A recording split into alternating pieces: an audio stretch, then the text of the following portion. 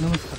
तुमचं काय नाव आहे? माझा गजानन व्यंकटराव कल्याणकर. बरं, हे शेत तुमचंच आहे का? हो, हे माझं शेत आहे. बरोबर. इथं काय नवीन प्रयोग केलाय तुम्ही? नवीन प्रयोग आता ही जी मी ऊसाची जी पाचट आहे सर, आता ही पाचट इथं टाकली टोटल या बांधावर समजा याच्या बुंद्यावर टोटल.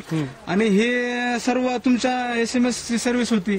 तो कोणत्याही पिकाला आच्छादन वगैरे असलं तर त्यामुळं पाण्याची धूप कमी होणार.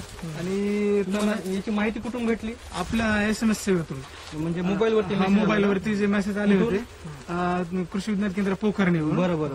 मग तुम्ही ते मेसेज वरती काय मेसेजवर ते वाचून त्याचा अप्लाय केला, बाबा काय करायला आच्छादन केलं तर चांगलं राहते. तुम्ही संपर्क करून साधला का? त्यांचा संपर्क साधला साहेब सरांचा, कल्याणकर सर आहेत, देशमुख सर. बरोबर.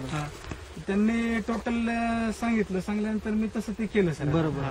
बरं, याचं काय तुम्हाला काय दुसरा खर्च काय लागला का? दुसरा खर्च काहीच नाही सर याच्यामध्ये. याचा फायदा काय आहे तुम्हाला? फायदा आता ह्याच्यातून सर, आता मेन म्हणजे आता आमचा प्रॉब्लेम कसं तण होणार नाही, म्हणजे ते एक खर्च वाचला आमचा.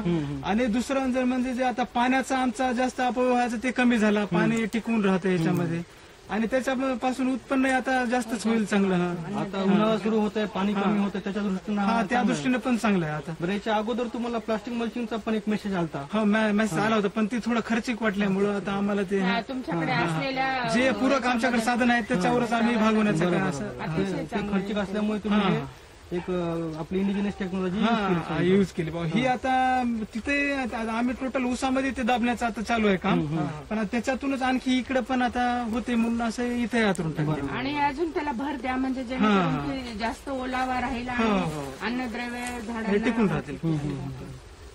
आता हे टोटल आता आणखी याच्यावर 2 थर येणार आहेत मॅडम. म्हणजे हे तुम्हाला चांगलं वाटलं? हा, आता हे चांगलं वाटलं.